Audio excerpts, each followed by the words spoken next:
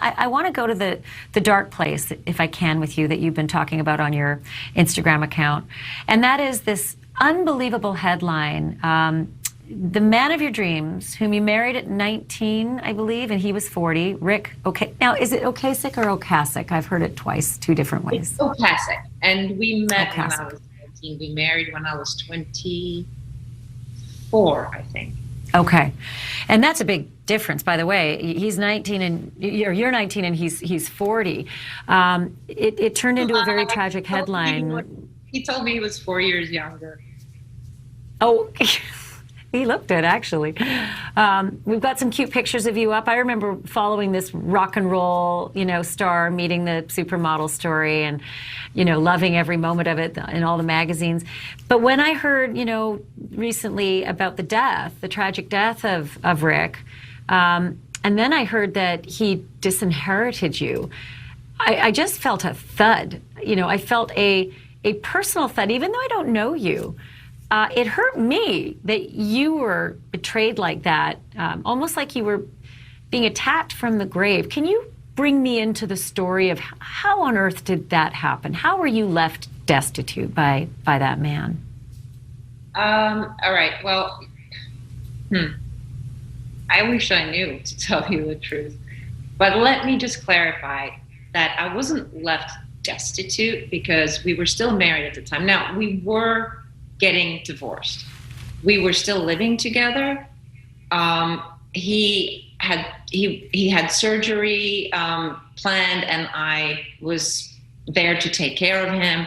I thought we were best friends and family forever. So I was pretty shocked at then being publicly disinherited in the will. It was also made public. It didn't have to have been.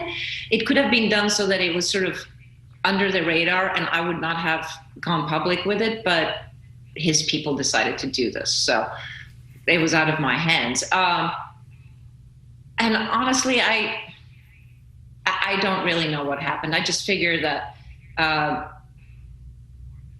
because we were getting divorced, maybe his divorce lawyer, who is not a nice person, called him in last minute and said, "Hey, Ric, before surgery, just sign this so she doesn't get everything."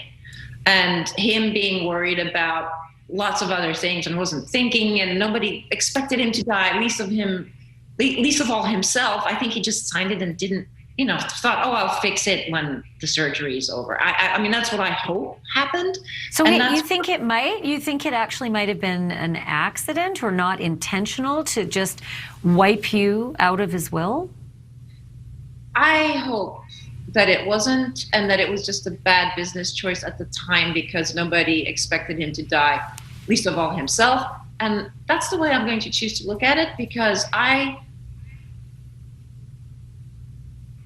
sorry, getting a little, I loved this man for 35 years, and it's hard for me to believe that had he thought a little more about it, that it would have been okay. I mean, 35 years, and even though you say you were in the process of getting divorced and were separated, you were living in the same home. You were actually caring for him. And strangely enough, and tell me if I've got this wrong, because, the sources are not always accurate. He called you someone who had abandoned him, and somehow that was the legalese, that she's abandoned me and therefore I can do this. Why would he say that? Again, I hope that was the, did you ever see Marriage Story movie? I think I did, actually. Yeah. Well, hire one of those sharp lawyers, and suddenly that becomes a part of the speech. So I'm hoping that was the lawyer that was responsible for it, rather than my husband. But he did sign on it. And you know what? Getting a divorce, and we had been separated for 2 years by that time. We were still living together because we were going to put the house on the market. And honestly, and this is naive me, I thought, well, I don't want to have him have to, have the house all by himself and have to mind it for the, like, I'm going to help out. Like, we're going to stay in this together, and then we're going to get apartments next to each other somewhere in a West Village, and I'll watch his cat and he'll watch my dog, and we'll have family. Like, this was there was no acrimony. It wasn't some ugly situation. This is what's so difficult is knowing that you were living together, you were looking after him. You ended up actually discovering him the morning that he died in his bed, thinking he'd overslept. So it's just so crushing to think that could happen. I'm also really curious about you when you signed on with Estee Lauder. That was a $6 million contract, and it was unheard of at that time. And so you made millions and millions in your own right. How did it end up that he had all the cards and that he could actually leave you in a situation where your friends were buying you groceries? Okay, well, let me just clarify my friends buying me groceries, because when your husband dies, you do get the house and you get the pension. So I got those. It's just that I didn't have anything to pay the houses with.